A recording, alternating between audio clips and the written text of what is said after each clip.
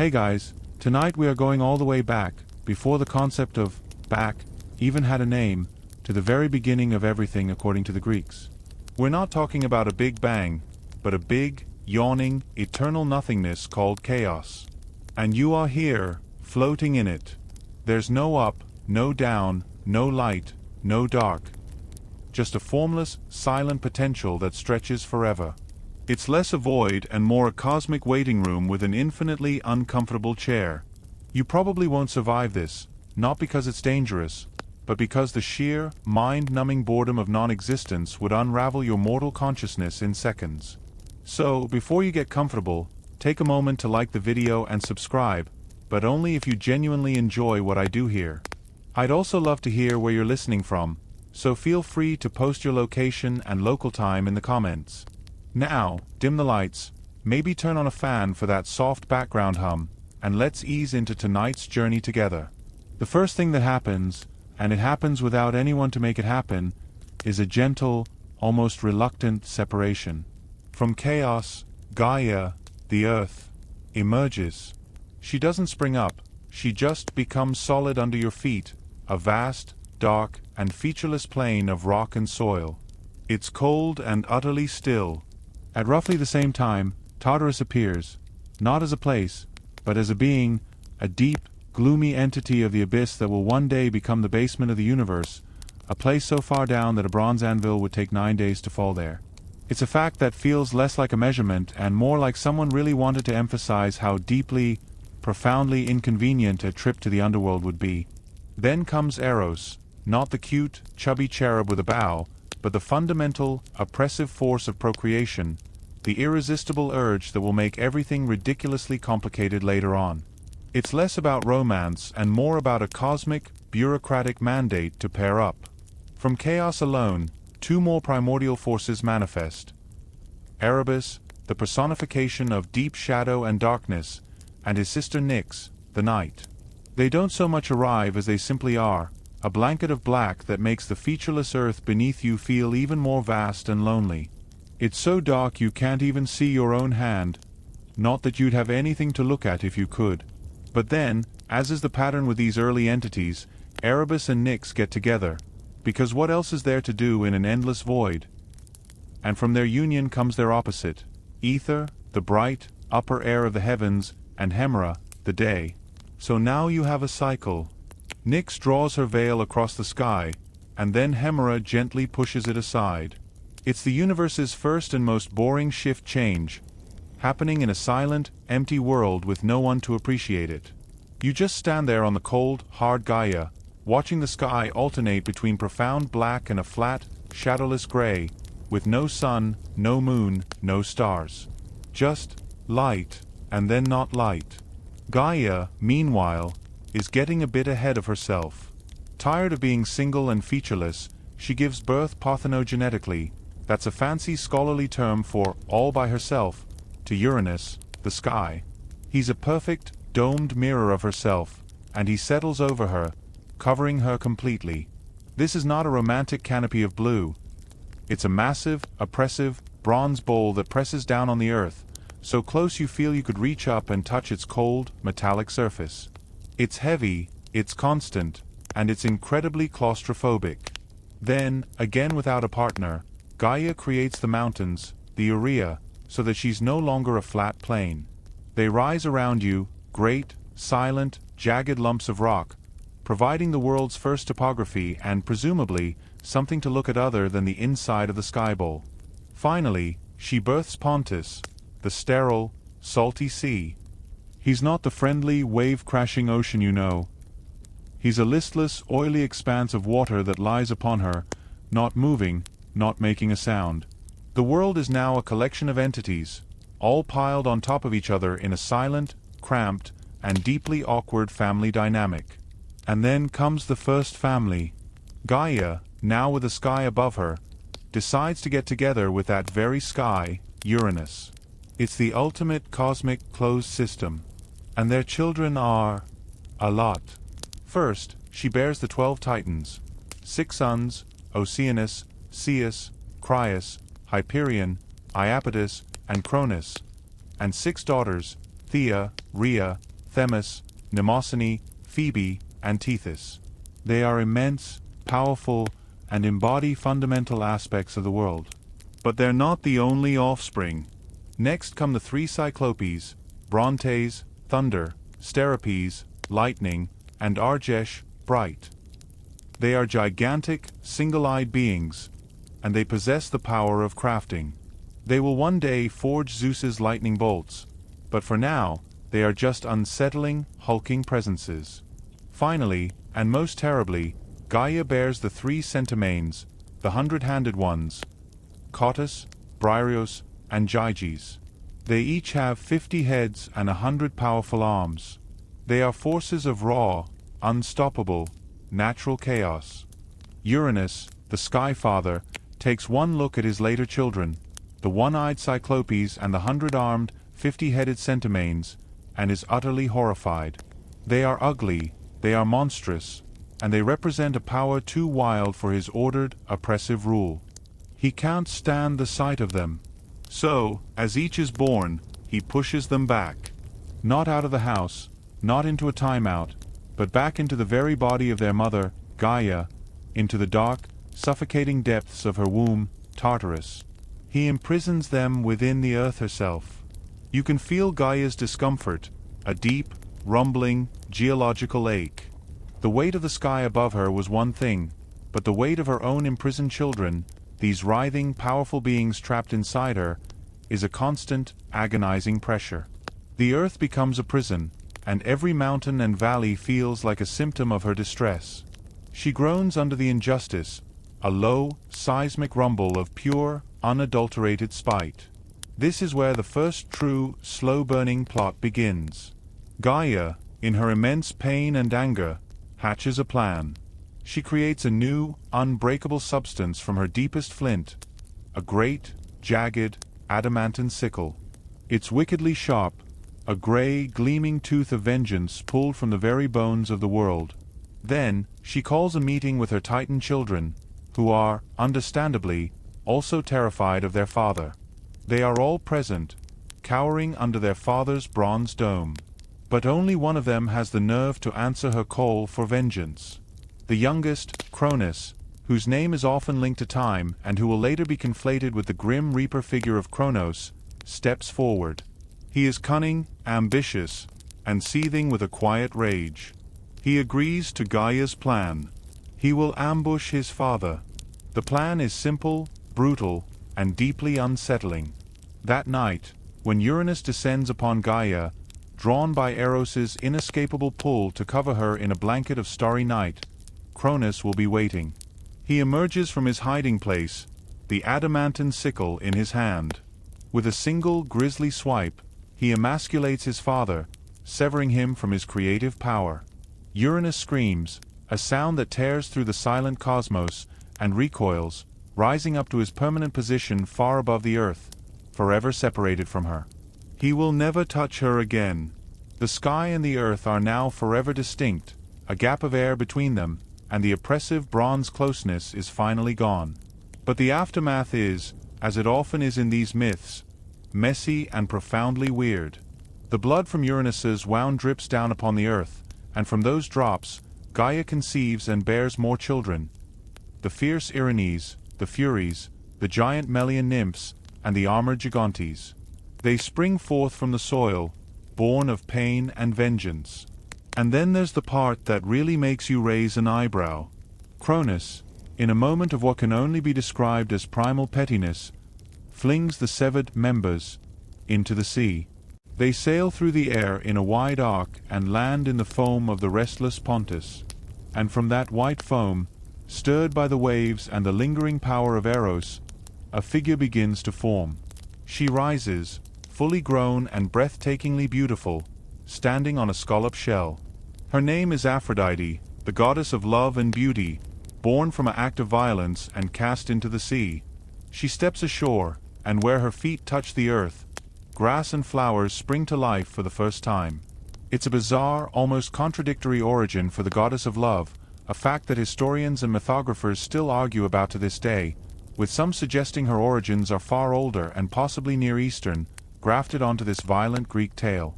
Cronus, now the new ruler, assumes the throne, but he is paranoid, forever looking over his shoulder, haunted by the prophecy that he, too, will be overthrown by one of his own children.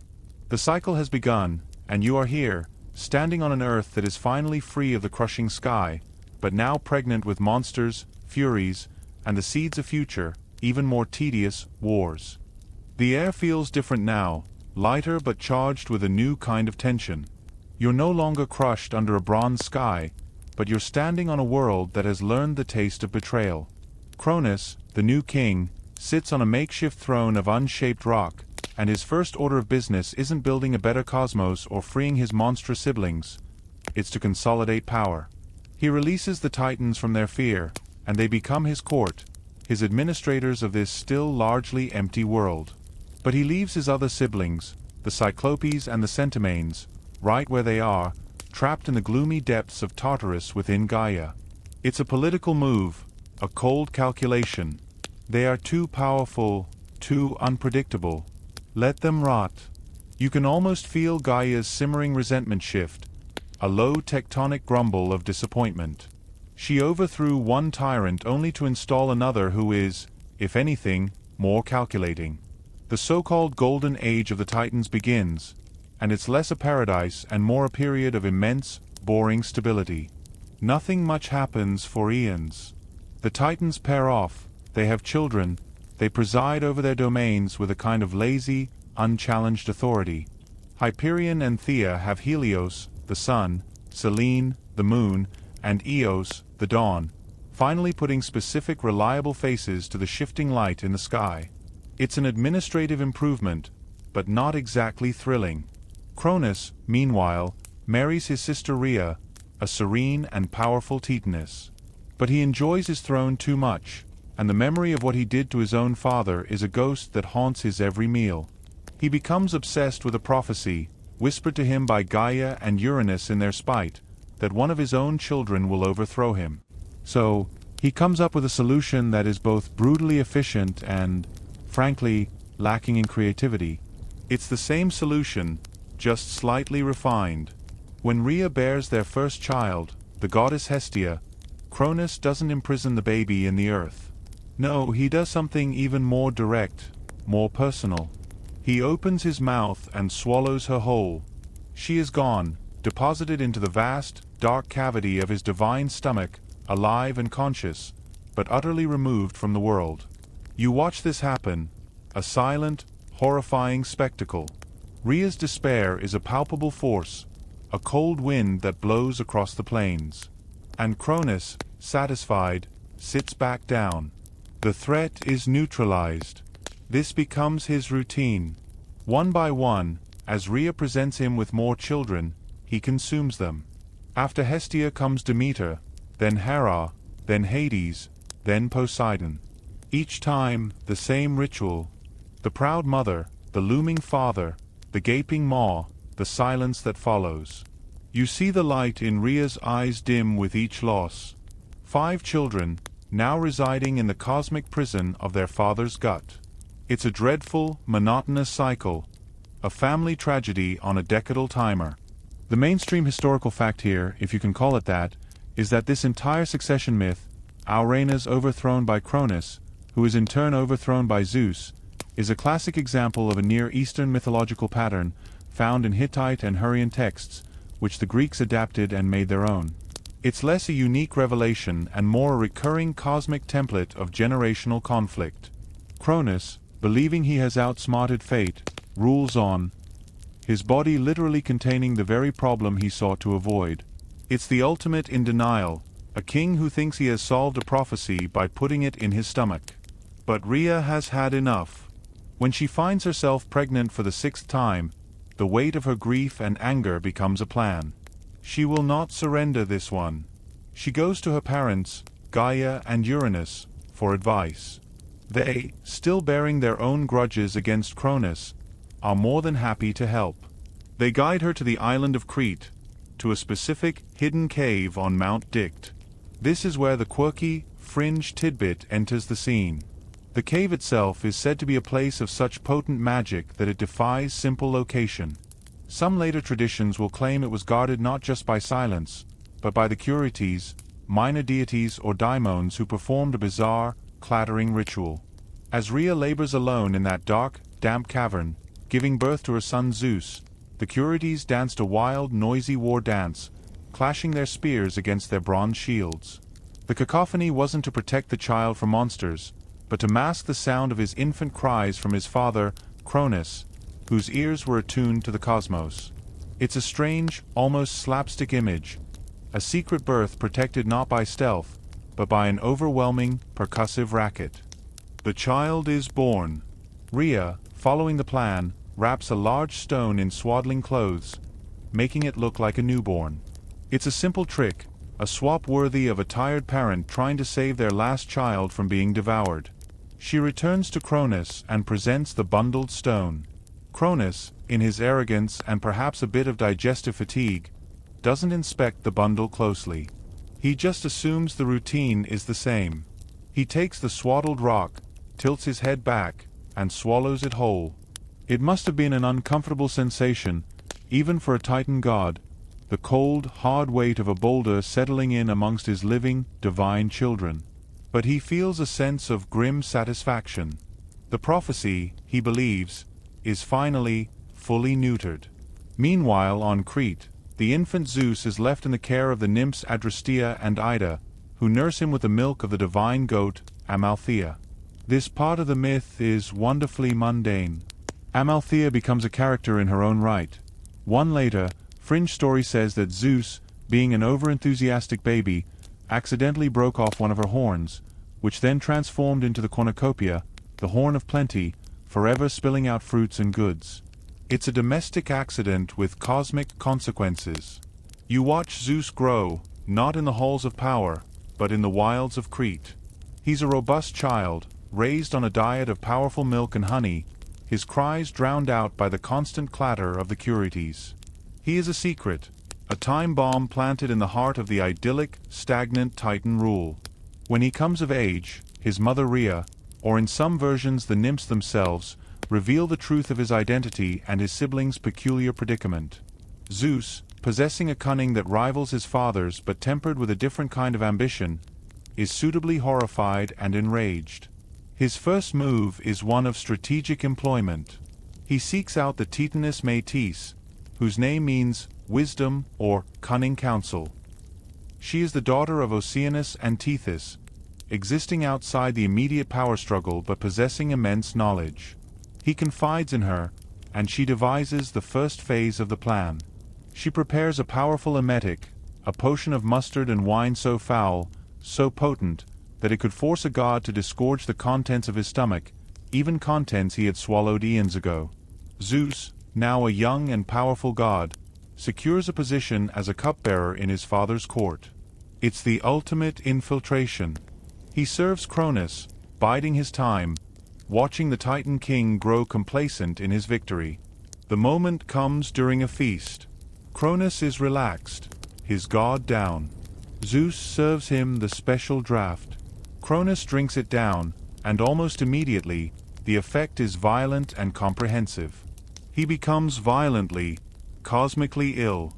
First, he vomits up the stone, which clatters to the ground, a gray and unassuming monument to his gullibility. Then, one by one, in reverse order, his children emerge. Poseidon, Hades, Hera, Demeter, and finally Hestia. They are whole, they are full-grown, and they are furious. They have been conscious this entire time, trapped in the dark, listening to the workings of their father's divine digestion. They spill out into the world, blinking in the light, their power undimmed, their allegiances firmly with their liberator brother.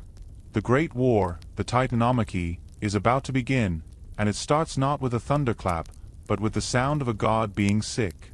The newly freed Olympians, led by Zeus, retreat to a secure location, often said to be Mount Olympus, while Cronus rallies his Titan siblings.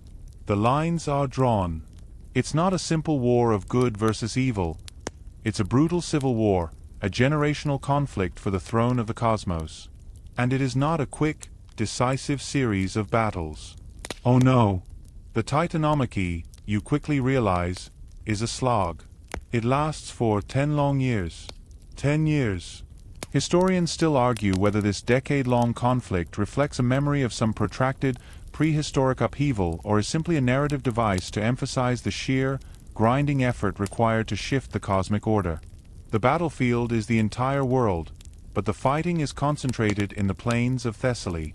You see the same skirmishes, the same grand charges, the same stalemates, year after year after year.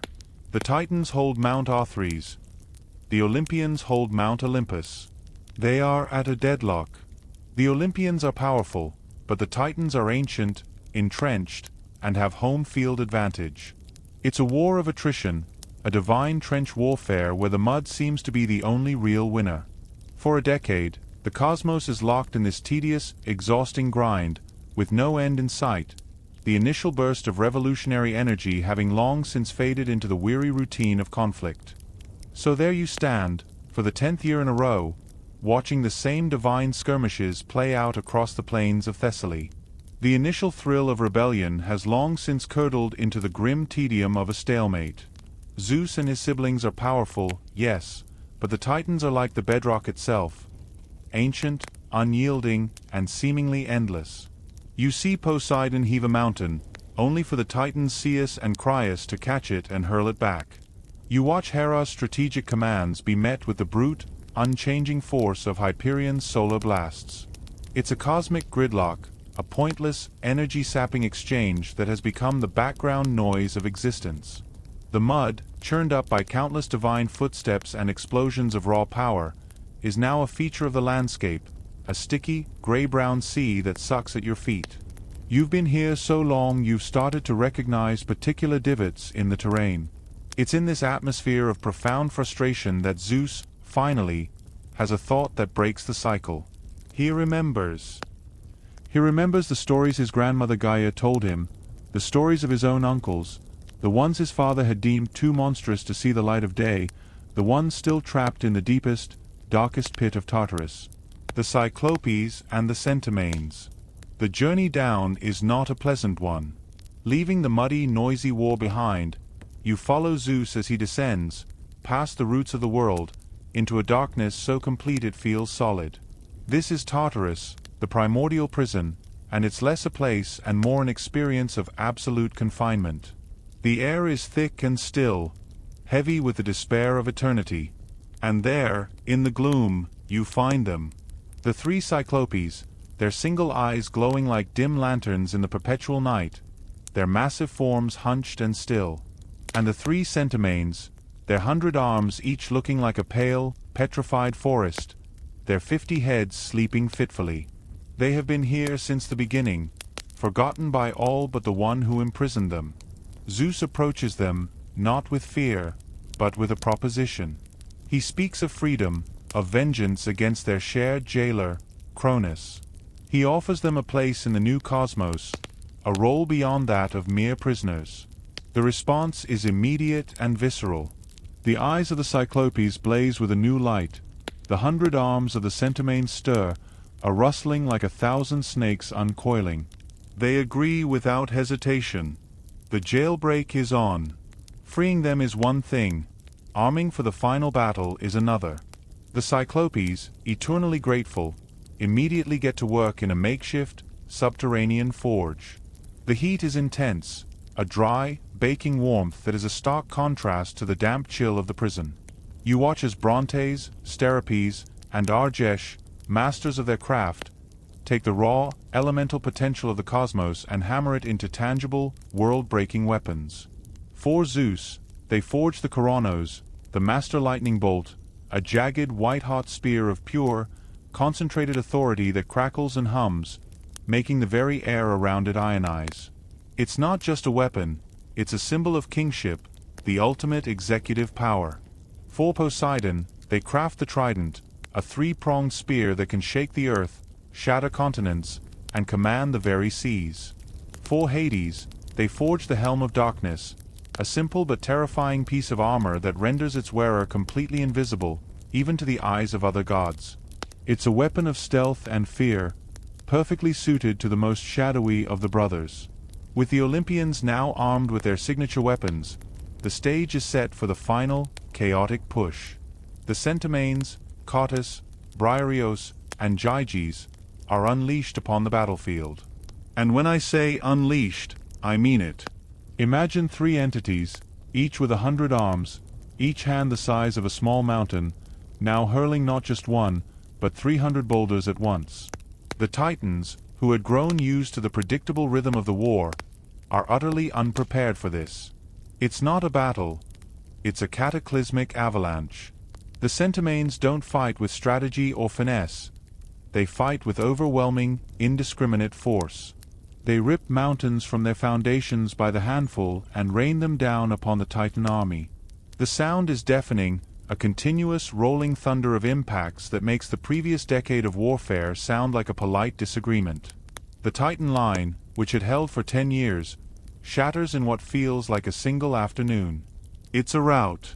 The victorious Olympians now face their first administrative task: what to do with the losers. This isn't a question of forgiveness. It's a question of permanent, cosmic incarceration. Most of the male Titans are rounded up and, in a neat bit of poetic justice, hurled down into the very pit of Tartarus they had once been content to let imprison others. But this time, it's different. This time, there are guards. The Centaumanes, whose sheer physicality makes them perfect for the job, are appointed the eternal wardens of Tartarus. They stand at the bronze gates, their 300 arms ready to restrain any who try to escape, their presence a final, crushing symbol of the new regime's power. It's a life sentence with no parole, in a facility run by the beings the inmates once found too monstrous to exist. There are a few exceptions, a bit of political nuance in the aftermath. Oceanus, the Titan of the great river that encircles the world, had remained neutral throughout the conflict. The Olympians, pragmatically, let him be. Prometheus, the clever Titan son of Iapetus, had actually sided with Zeus, seeing the coming change. He too is spared. But for the rest, it's an eternity of darkness, with the rhythmic, unsettling rustle of 100 arms each as their only lullaby. With the Titans dealt with, the three brother gods, Zeus, Poseidon, and Hades, face the question of succession. There will be no single tyrant this time. No more swallowing children, no more unilateral rule. To decide the division of the cosmos, they agree to a method that feels both arbitrary and perfectly divine. They draw lots. It's the ultimate bureaucratic draft. You stand by as they take 3 simple lots, perhaps stones marked with symbols, and cast them into a helmet. It's a moment of breathtaking significance, the fate of the universe decided by a game of chance. Zeus draws the sky. He becomes the king of the gods, the ruler of Olympus, the lord of the air and storms, the wielder of the lightning bolt. His domain is the visible, the authoritative, the realm of order and justice, at least in theory. Poseidon draws the seas. He becomes the earth-shaker, the god of horses, the ruler of all the waters, from the vast, unknowable depths of the oceans to the smallest landlocked spring. His is a tempestuous, unpredictable domain. Hades draws the lot for the underworld, the realm of the dead. He becomes the rich one, the unseen, the lord of all that lies beneath the earth, of the shades and the riches of the soil. It's often seen as the worst draw, the gloomy, thankless job, but it comes with its own absolute, unchallenged authority. The division is clean, a corporate restructuring of the universe. But the work of building a new pantheon isn't over. Zeus, now the CEO of the cosmos, knows he can't rule alone. He needs a cabinet, a bureaucracy to manage the myriad aspects of existence. And so begins the often tedious process of assigning portfolios. This is where the quirky, fringe details really start to pile up. Aphrodite, already present, is officially given the domain of love and beauty, a role she seems to have been born for, even if her origin was a bit frothy. Ares, a son Zeus will have with Hera, is earmarked for the messy, violent business of war. Athena will later spring, fully armed, from Zeus's own head, becoming the goddess of wisdom and strategic warfare, a clear attempt to balance out Ares's mindless brutality. Apollo gets the sun, Artemis the moon and the hunt. Hermes is designated the messenger. Hephaestus becomes the master craftsman. Demeter is put in charge of agriculture, a crucial portfolio for the mortals who will soon be created. Hestia, the first swallowed and the last released, is given the humble but vital domain of the hearth and home. And Hera, his sister and now his wife, becomes the queen of the gods, the goddess of marriage and women. It's a sprawling, often dysfunctional divine government, with all the red tape, interdepartmental squabbles, and office politics you'd expect. Historians still argue whether this structured pantheon reflects a more organized, city-state era of Greek society, projecting its own political evolution onto the cosmos. You look at this newly assembled, bickering family of immortals on Olympus and realize that peace might just be more complicated than war. The new divine bureaucracy on Olympus, for all its squabbling, establishes a kind of shaky order in the cosmos. But down on the earth, something is missing. The world is full of magnificent creatures, nymphs in the trees, naiads in the streams, satyrs in the woods, but they are all local spirits, tied to their specific places. The world lacks a global tenant, a being that can appreciate the whole of creation, a being that can, crucially, offer sacrifice to the gods. It's a practical problem. The gods have immense power, but they seem to thrive on the smoke of burnt offerings, the tangible proof of worship from a lesser consciousness. So, the gods decide to create mortals. And they don't just make one version, they go through a series of prototypes, a litany of failed experiments in humanity that you are about to witness firsthand. This isn't a single event, it's a slow, iterative process of trial and error, a divine research and development project that spans ages. The first attempt is the golden race. And they are perfect. Too perfect. They are created by the Titans, or in some versions by Cronus during his reign, and they live in a time of effortless abundance. The earth provides food without the need for farming. The weather is perpetually mild. They are peaceful, virtuous, and they never age. When they finally do die, it's a gentle passing, like falling into a deep, dreamless sleep. Their existence is so idyllic, so devoid of conflict or struggle, that it's almost boring to watch. They don't build anything, they don't strive for anything, they just are.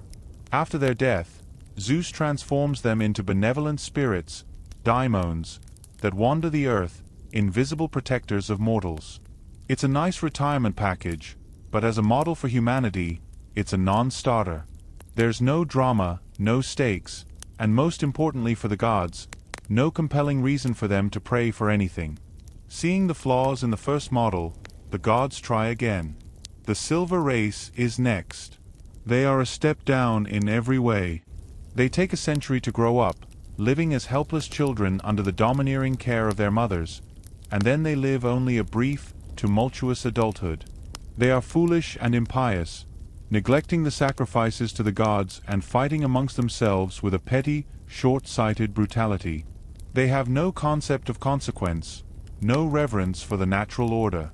Zeus, losing his patience with their insolence, eventually wipes them out. They become the blessed mortals of the underworld, a lower class of shades, a clear demotion from the daimons of the golden race. This batch was a failure, a lesson in what happens when you create beings with long childhoods and no wisdom. Then comes the bronze race, and they are a disaster of a different sort. Forged by Zeus himself, they are hard, violent, and terrifyingly strong. They are not impious out of ignorance like the silver race. They are aggressive by nature. Their hearts are made of flint. Their hands are for weapons. They live for war, and their tools, their homes, even their utensils, are all made of bronze. You watch as they clash with each other in endless, pointless battles, the clang of bronze on bronze becoming the soundtrack to their brief, bloody lives. They eat no bread, only meat, and their violence is so all-consuming that they eventually wipe themselves out in a series of grand, self-inflicted wars. They leave no legacy behind them, no names, only massive, crumbling fortifications and a lot of buried weaponry for future archaeologists to puzzle over. They go to the bare, dank halls of Hades, without glory or memory. It's a dead end, a design focused purely on martial prowess with no off switch. Before we get to the current, flawed model, there's a strange, almost anomalous insertion in the timeline, the race of heroes. This doesn't fit the metallic decline, and historians still argue whether this was a later addition by poets like Hesiod to accommodate the already existing epic cycles of Achilles, Odysseus, and Heracles. This race is nobler and more just, the demigod children of gods and mortal women. They fight glorious wars at Thebes and Troy, they go on epic quests, and they possess a tragic, grand nobility that the previous races lacked. But even they are doomed, dying in battle or fading away. After death, however, they get the best retirement plan. They are sent to the Isles of the Blessed, a paradise at the edge of the world, where they live a life of ease under the rule of Cronus, who has been somehow paroled for this specific purpose. It's a weird, inconsistent footnote, a golden age inserted into the Age of Iron, a testament to the messy, non-linear nature of myth-making. Finally, we arrive at your time, the Iron Race. The gods, perhaps tired of experimenting, or maybe just settling, create humanity as you know it. And it's a compromise, a bundle of contradictions. You are a mix of good and evil, capable of great kindness and brutal cruelty. Your life is one of toil and grief, punctuated by fleeting moments of joy. You age, you sicken, you suffer. The gods have largely withdrawn, only intervening sporadically, leaving you to your own devices and your own justice, which is often flawed. It's a harsh existence, but it's an existence with meaning precisely because of that hardship. The very struggle to survive, to build, to love, and to understand your place in the world is what defines you. It's a flawed product, but it's the one that stuck. It is in this context, the age of toil and distance from the gods, that the story of Prometheus truly unfolds. He was the clever Titan who had sided with Zeus, but he always had a soft spot for this new, struggling iron race. He saw you shivering in the cold, eating your food raw, living short, brutal lives. And he decided to help. In a famous act of divine larceny, he sneaks into Olympus, not to steal a weapon or power, but something more fundamental: fire. He hides a single glowing ember in a hollow fennel stalk, a quirky, brilliant detail, as the pith of the giant fennel stalk smolders slowly without bursting into flame, and carries it down to earth. He gives you fire. This isn't just about warmth and cooked meals, though that's a big part of it. This is about technology. Fire means metallurgy, it means pottery, it means light after dark, it means the very engine of civilization. With this single gift, Prometheus elevates you from mere beasts to a people with potential. Zeus is not amused. The king of the gods sees this act for what it is. Not just disobedience, but a fundamental shift in the balance of power. Humanity, with fire, is no longer a completely dependent client species. You have agency now. You can forge your own path. And Zeus's anger is cold, calculating, and twofold. First, he must punish humanity, the beneficiaries of this stolen knowledge. And his punishment is a masterpiece of cruel irony. He commands Hephaestus, the divine blacksmith, to mix earth and water and create the first woman. She is not a companion for man, she is a punishment, a beautiful evil. Her name is Pandora, which means all-gifted, because each of the gods gives her a gift to make her more irresistible and more dangerous. Aphrodite gives her grace and desire. Hermes gives her a cunning mind and a deceitful heart. Athena dresses her in beautiful, silvery robes.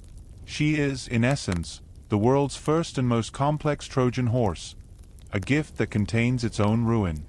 Zeus's second punishment is reserved for Prometheus himself. This is not a quick, merciful punishment. It is eternal, repetitive, and designed to be as tedious as it is painful. He has Hephaestus, the most skilled and also the most reluctant of craftsmen, take Prometheus to the desolate, wind-swept peaks of the Caucasus Mountains. There, Hephaestus, with his strong, clever hands, forges unbreakable adamantine chains and nails the Titan to the rock. It's a grim, thankless task for the smith god, binding a former ally to a mountainside. And then, the real horror begins. Every day, an eagle, a monstrous embodiment of Zeus's own power, flies to the cliff. It lands on Prometheus's stomach, and with its razor-sharp beak, it tears open his flesh and devours his liver. Being an immortal titan, the liver grows back every night, ripe and whole, ready for the eagle to return the next day, and the next, and the next, for all eternity. It is the ultimate cosmic chore, a cycle of agony without end, a testament to the price of defying the new, orderly, and brutally bureaucratic regime of Olympus. You stand there on the earth, shivering in the new-found knowledge of fire, the gift that separates you from the beasts but also marks you for divine retribution. The air is charged with a sense of impending, carefully packaged doom. And then she arrives. Pandora. She doesn't appear in a flash of light, but is presented, a finished product of divine spite. Epimetheus, whose name means hindsight, is the one who receives her. He is the brother of Prometheus, the one who never thinks ahead. And despite Prometheus's explicit warning never to accept a gift from Zeus, Epimetheus takes one look at Pandora, at her shimmering robes and her captivating, innocent smile, and all caution evaporates. He welcomes her. He sees the beautiful woman, not the divine trap. It's a mistake you watch unfold in slow motion, a perfect example of why think before you act would become such a crucial, hard-learned lesson for humanity. Now, the story you probably heard involved a box. But the earliest versions, like Hesiod's, are a bit different and, in a way, more insidious. It wasn't a box. It was a pithos. A pithos is a huge earthenware storage jar, as tall as a person, used for storing wine, oil, or grain. This is the quirky, fringe detail that changes the imagery entirely. This wasn't a delicate little locked box on a table. It was a massive, floor-standing container, a central, unavoidable feature of the home. And into this jar, Zeus hadn't placed the evils of the world. Instead, he had sealed inside all the good things that would have made human life easy. Hard work, sickness, old age, strife, sorrow, and all the other miseries that define the iron race. Hope was in there too, though scholars have been arguing for centuries whether Elpis, the spirit of hope, was meant to be a good thing, a comfort, or the final, cruelest evil, a deceptive expectation that keeps humans striving pointlessly in a world of suffering. The jar wasn't a gift. It was a container for the misery that was to be withheld from you, a lid clamped down on the suffering of the world. For a while, life goes on. Pandora, curious and with a deceitful heart gifted to her by Hermes, moves about the household. The pithos looms in the corner of your vision. It's off limits, a divine command not to open it. But as anyone who has ever been told not to press a big red button knows, the prohibition is the very thing that makes the action irresistible. The modern aside here is that this is basically the oldest, see? This is why we can't have nice things, story in the book. The gods set you up to fail, giving you curiosity and then forbidding you from using it. One day, overwhelmed by the need to know what is inside, Pandora approaches the great jar. She doesn't mean to cause catastrophe, she just wants to peek. She works at the heavy lid, heaving it aside just a crack. But that's all it takes. The moment the seal is broken, the contents don't just spill out, they explode. A dark, invisible mist pours from the jar, a vapor of pure abstraction given agency. You feel a coldness pass through you as toil enters your bones, a permanent weariness that makes every action an effort. Disease, a sour, green fog, seeps into the world, bringing with it the first fevers and aches. Sorrow and strife follow, twisting human relationships, turning simple disagreements into lifelong vendettas. Old age descends, the slow, inevitable rust that will eventually seize every mortal body. All the miseries that had been safely contained now flood the world, filling every corner of it, attaching themselves to every human life from that moment forward. It's not a one-time event. It's a permanent pollution of the human condition. The world before was hard, but it was simple. Now, it is complex, tragic, and filled with a suffering that was, until this moment, entirely theoretical. In a panic, seeing what she has done, Pandora slams the heavy lid back onto the jar. The rush of evil stops. The damage is done, but one thing remains inside, trapped under the lid. Elpis, hope. And this is the great, open scholarly debate that has echoed for millennia. What does it mean that hope remained? Is it a mercy? A consolation prize from a momentarily compassionate Zeus? Is hope the one good thing that allows humanity to endure all the other evils, the balm that makes the toil and sorrow bearable, the thing that makes us plant crops for harvest we may not live to see? Or is hope the final, most cunning evil? A delusion, a false promise that keeps us struggling and striving in a world designed for our suffering, preventing us from accepting our grim fate and simply giving up? Was it trapped inside to save us, or to condemn us to a lifetime of futile expectation? You feel the weight of that question now, a fundamental ambiguity at the very heart of the human experience, sealed in a jar by the first woman. With humanity now properly saddled with the full suite of sufferings, Zeus considers the balance restored. But his gaze turns back to the mountainside, to the source of the original transgression. Prometheus remains chained to his rock, and his daily torment continues. The eagle arrives with the grim punctuality of a cosmic commuter. You hear the beat of its vast wings, see its dark shadow fall over the bound Titan. It lands, its talons digging into his immortal flesh, and begins its gruesome feast. The sound is unbearable, a wet, tearing noise that echoes across the barren peaks. Prometheus, for his part, does not scream. He endures, his jaw clenched, his eyes fixed on the horizon, a monument to stubborn defiance. This is his eternal now, the cold of the rock at night, the searing pain at noon, the slow, magical regeneration, and then the whole process starting over again with the dawn. It's a schedule of agony, a divine life sentence with no possibility of parole. Yet, even in this state, Prometheus holds a secret, a final piece of leverage against the king of the gods. He possesses a prophecy, knowledge of a future threat to Zeus's rule. He knows that Thetis, a beautiful Nereid, is destined to bear a son who will be greater than his father. If Zeus, in his lust, were to father a child with her, that child would one day overthrow him, continuing the bloody cycle of succession. Prometheus, in his infinite cunning, has held this card close to his chest, enduring his torture while knowing he has the power to end it. This isn't just blind suffering, it's a strategic standoff. The Titan's mind is still working, even as his body is perpetually devoured. He waits, biding his time through millennia of repetitive pain, for the moment when Zeus will have no choice but to seek him out. The torture is not the end of the story, it's a brutal, ongoing negotiation. And so, the stage is set for a peculiar kind of rescue, one that doesn't involve breaking chains but rather fulfilling a bureaucratic quota. The hero Heracles, the greatest of the mortal demigods, is midway through his famous 12 labors.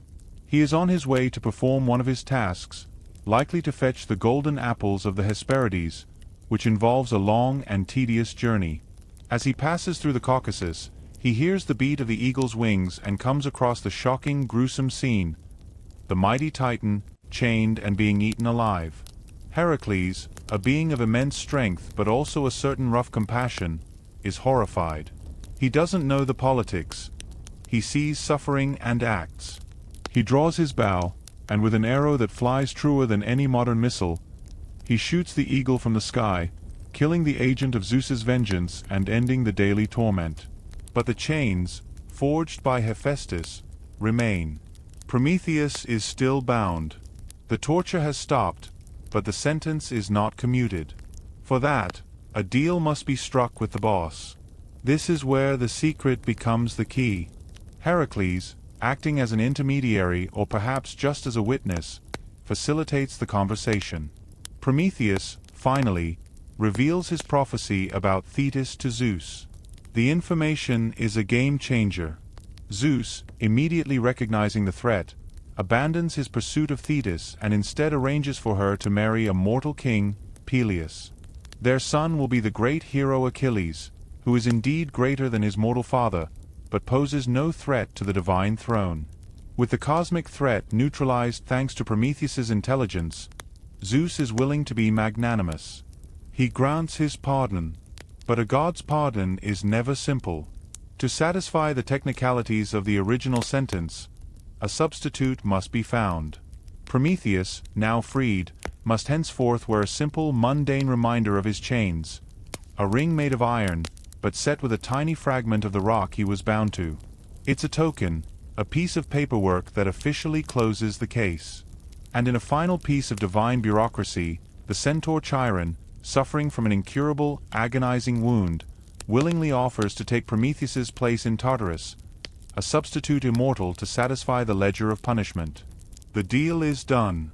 The eternal punishment, after what felt like an eternity, is finally over, resolved not by a grand battle, but by a trade of information and a substitution of prisoners. With Prometheus finally freed and humanity left to manage its jar full of troubles, the focus shifts upward, to the gleaming halls of Olympus itself. You might think this is where the grand, serene order of the cosmos is maintained, but you would be wrong. What you find instead is a sprawling, dysfunctional, and often deeply tedious corporate headquarters where the gods are the perpetually squabbling department heads.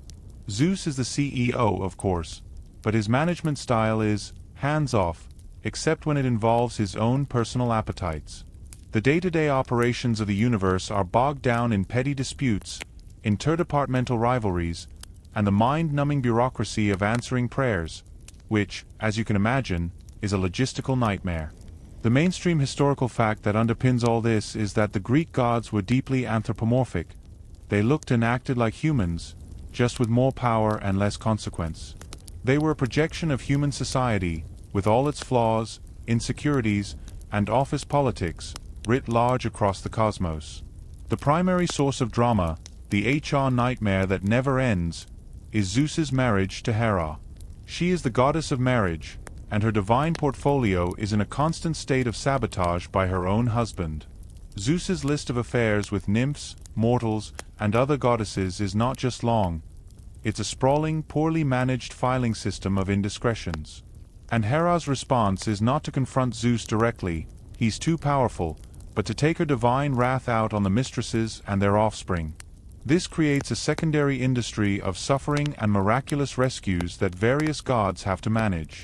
For instance, when Zeus impregnates the princess Io, he tries to hide his affair by turning her into a beautiful white heifer. Hera, not fooled for a second, gifts the heifer to herself and assigns the 100-eyed giant Argus Panoptes as its guard. Argus never sleeps with all his eyes at once, making him the perfect, utterly tedious security guard. Freeing Io requires Hermes, the divine messenger and trickster, to bore Argus to death. Literally. Hermes, disguised as a shepherd, plays endless monotonous tunes on his pipes and tells long, rambling stories until, one by one, Argus's eyes close, and Hermes can slay him. It's a rescue mission achieved not through strength, but through the strategic application of extreme boredom. Then there are the children born from these affairs, who become Hera's eternal targets.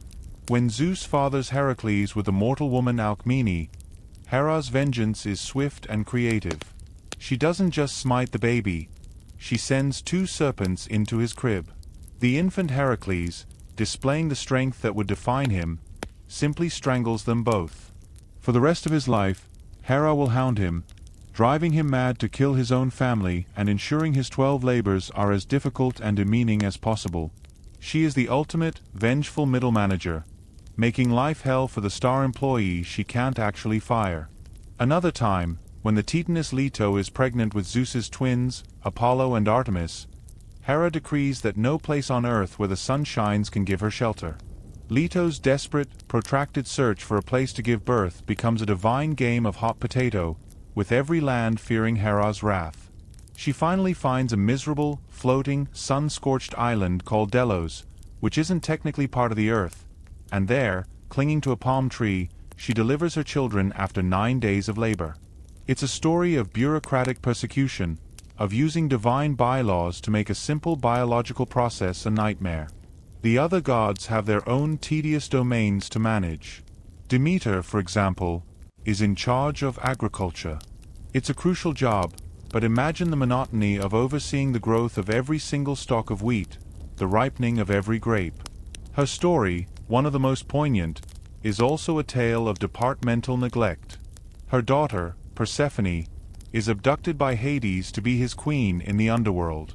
Demeter's grief is not just personal, it's professional. She neglects her duties, and the earth falls into a deep freeze, the first winter. Nothing grows. Mortals begin to starve, and their prayers to Zeus become a cacophony of desperation. Zeus, finally forced to act not out of compassion but because the sacrifice revenue is plummeting, has to negotiate a custody agreement between the god of the dead and the goddess of the harvest. Persephone, having eaten a few pomegranate seeds in the underworld, is bound to spend part of the year there. Thus, we get the seasons: fall and winter when Demeter mourns her daughter's absence, and spring and summer when she returns. It's a cycle born from a family dispute that nearly wiped out all of humanity because the CEO was too busy to mediate until it affected the bottom line. Ares, the god of war, might seem exciting, but his purview is often just the messy, chaotic, and pointless violence that Heracles or other heroes had to clean up. He embodies the brutal, unglamorous side of conflict: the gore, the panic, the senseless slaughter.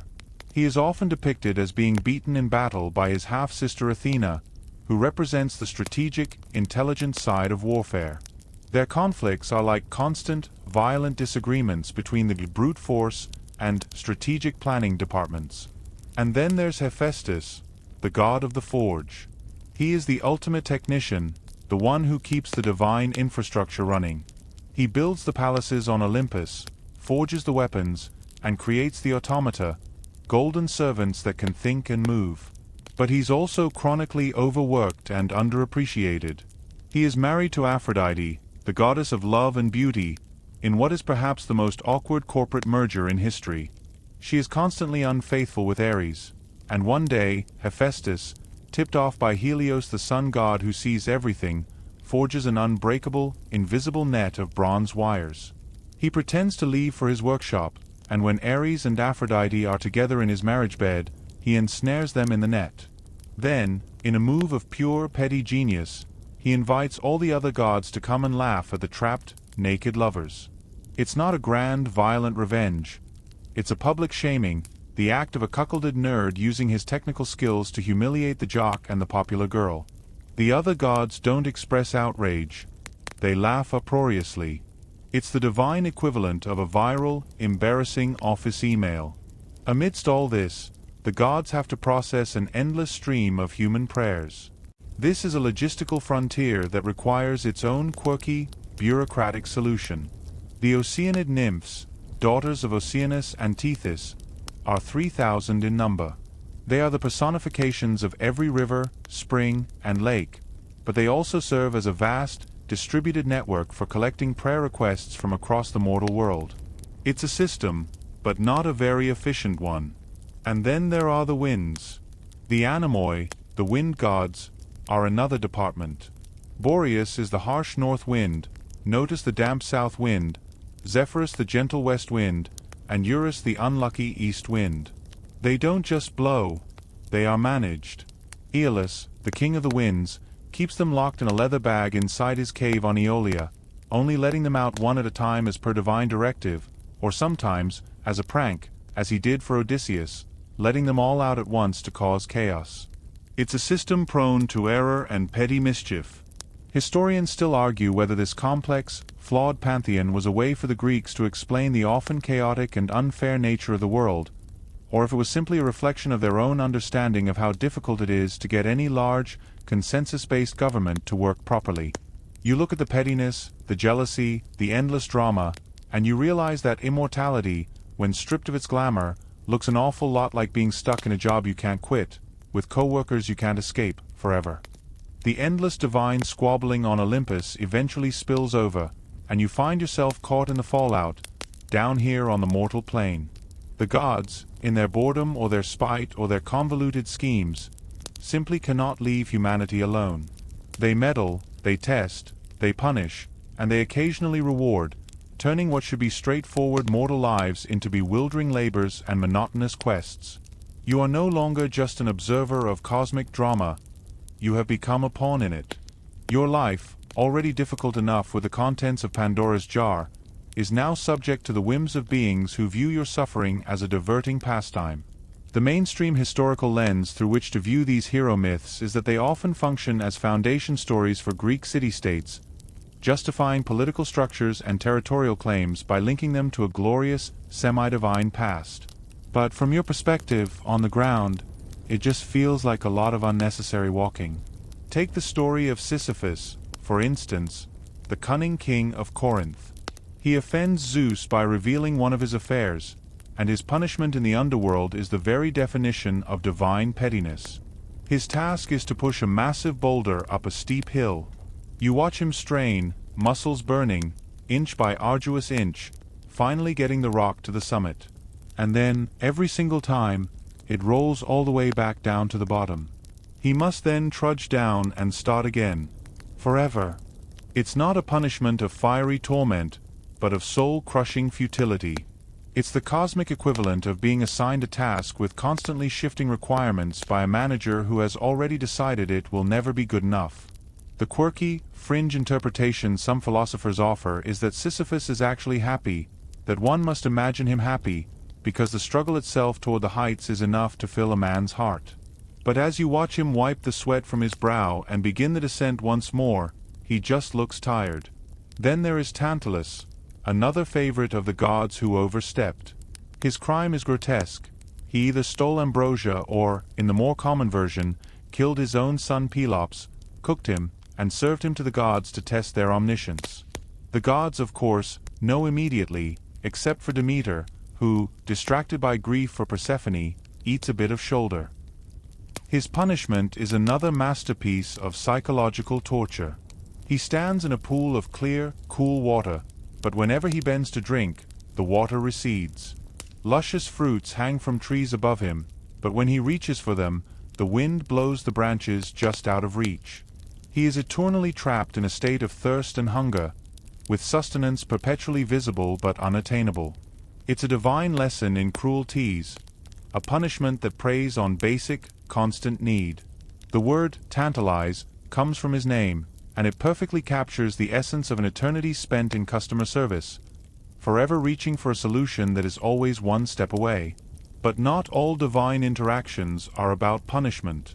Some are about tasks. Heracles, the son of Zeus and Alcmene, is the most famous example, hounded by Hera into a state of madness where he kills his own family. To atone, he is assigned 12 labors by his cousin, King Eurystheus, a petty and cowardly man. The labors sound epic. Slay the Nemean lion, defeat the Lernaean hydra, capture the Ceryneian hind. But the reality, as you trail behind Heracles, is a lot of grinding travel and repetitive problem-solving. The Nemean lion's skin is impervious to weapons, so after a brutal wrestling match, Heracles has to figure out how to skin it, eventually using its own claws.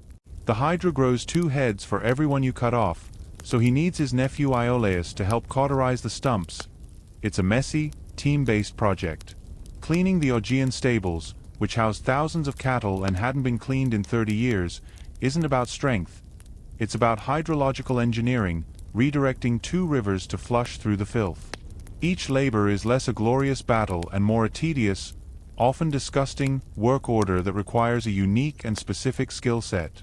It's a hero's journey that feels suspiciously like a series of deeply unpleasant odd jobs. Other heroes face their own monotonous trials. Odysseus, the hero of the Trojan War, spends 10 years trying to sail home, and his journey is a lesson in divine pettiness. He blinds the Cyclops Polyphemus, who is a son of Poseidon, and for that single act, the god of the sea harasses him for a decade.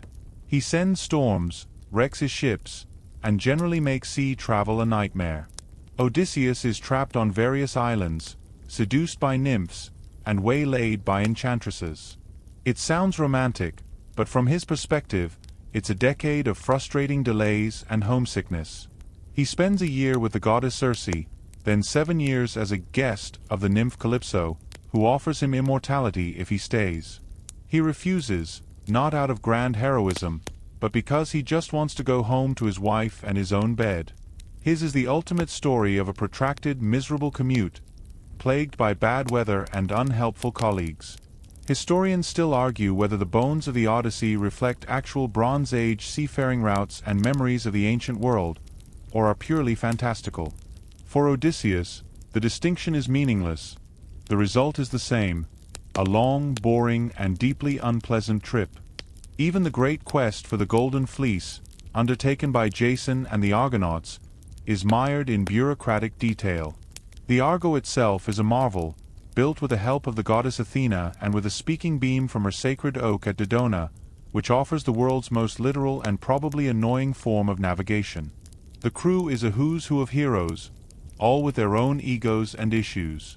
Their journey is not a straight line, it's a meandering route along the coast of the Black Sea, filled with stop-offs that feel like a series of random, unplanned side quests.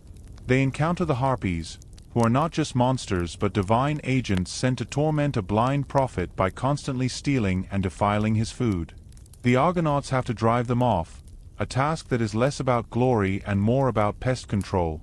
When they finally reach Colchis, Jason doesn't simply fight for the fleece. He has to complete a series of tasks set by King Aetes, like plowing a field with fire-breathing oxen and sowing it with dragon's teeth that sprout into armed warriors. It's less a hero's trial and more a brutal magical obstacle course designed for him to fail. He only succeeds with the help of the king's daughter, Medea, who falls in love with him and uses her knowledge of sorcery to cheat the system. The actual retrieval of the fleece from the sleepless dragon is an afterthought, solved by Medea's magic potion that puts the beast to sleep. The greatest quest of the age is ultimately a story of divine favor, romantic entanglements, and finding loopholes in the rules. This is the reality of mortal life under the gaze of the gods.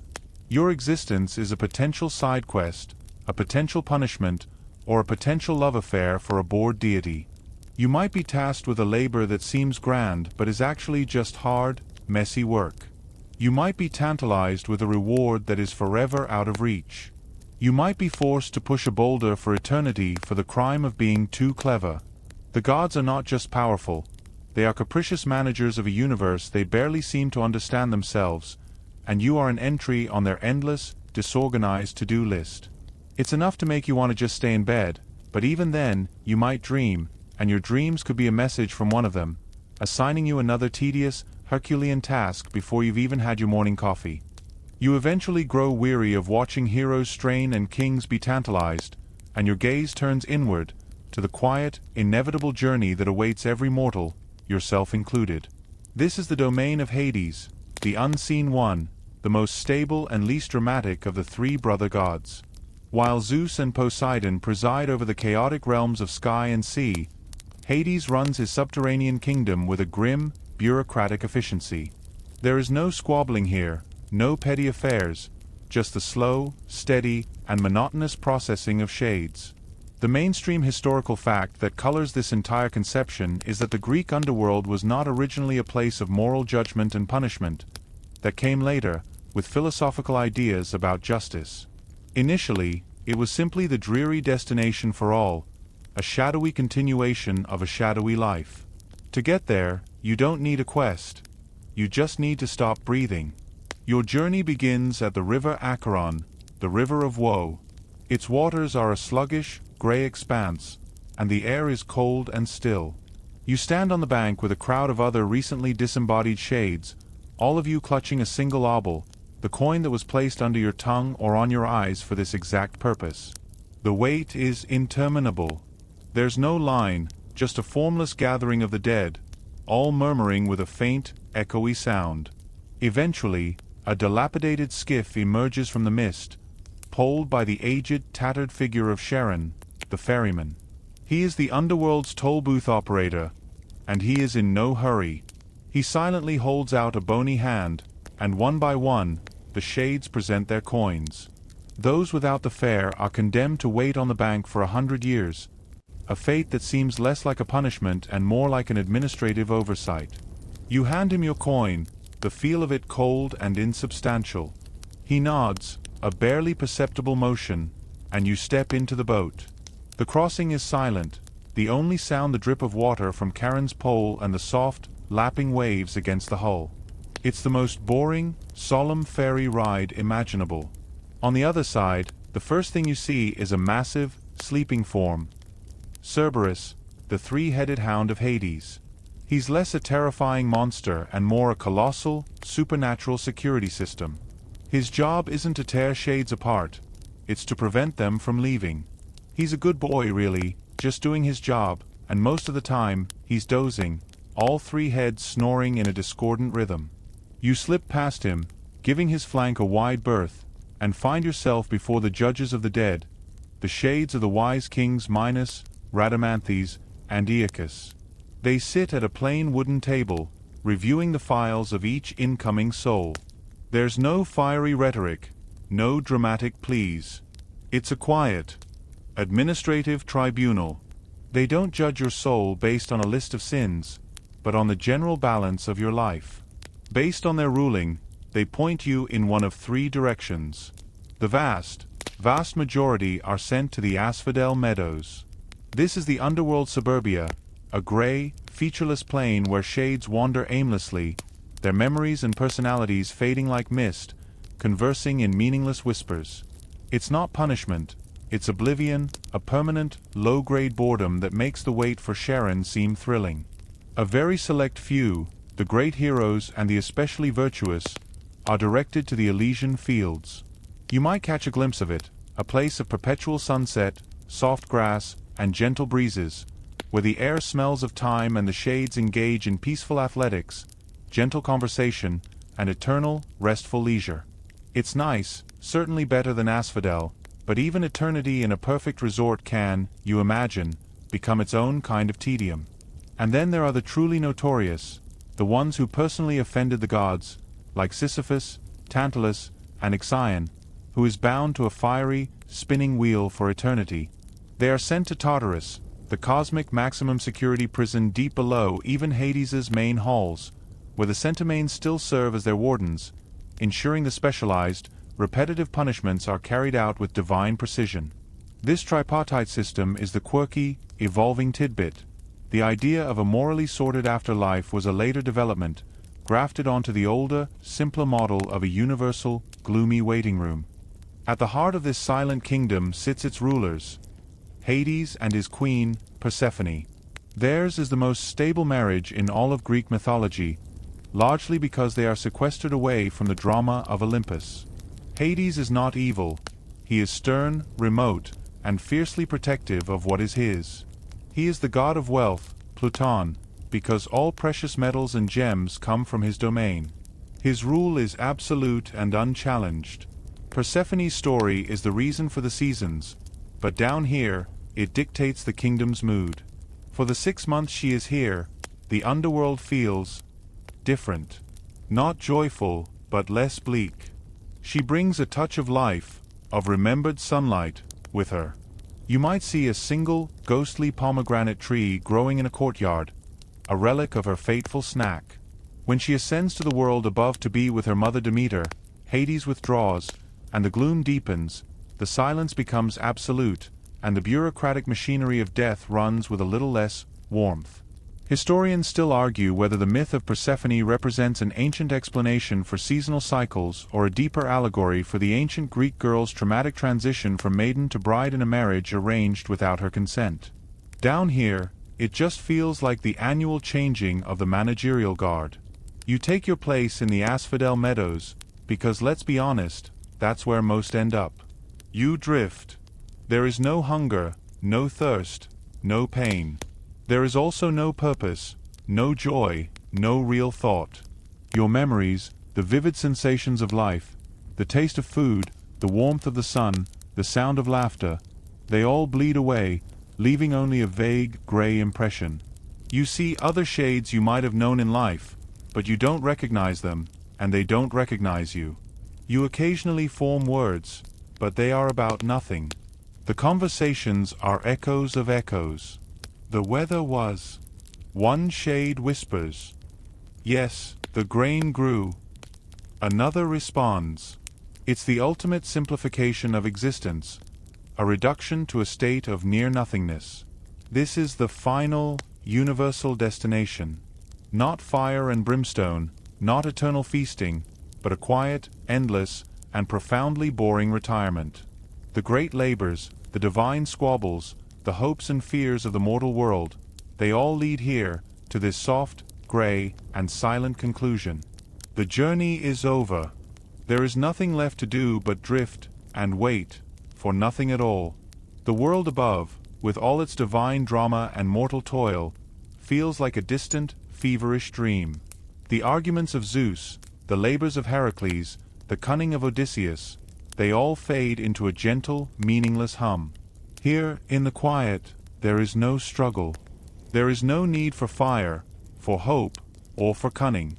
The endless cycle of generations, the rise and fall of heroes, the very turning of the seasons orchestrated by Demeter's grief, it all simply ceases to matter. You are beyond it now, a leaf that has finally settled on the still surface of a vast, dark lake. The memories of sunlight on your skin, of the taste of wine, of the sound of your own name being called, these are not pains, but merely faint impressions, like the ghost of a pattern on a worn stone. There is no need to push the boulder anymore, no fruit to reach for, no jar to open. There is only the soft, gray expanse, the whisper of other shades that is no more distinct than the rustle of dry grass in a breeze that you can no longer feel. Let the gods have their Olympus. Let the mortals have their struggles. You are done with all of that. The silence is not a punishment. It is a release. It is a deep, all-encompassing peace that asks nothing of you, that demands no labor, that expects no prayer. So just let go. Let the last thoughts drift away like smoke. There is no more story to follow, no more journey to make. There is only this quiet, this endless, gentle, and welcoming nothing. Just rest.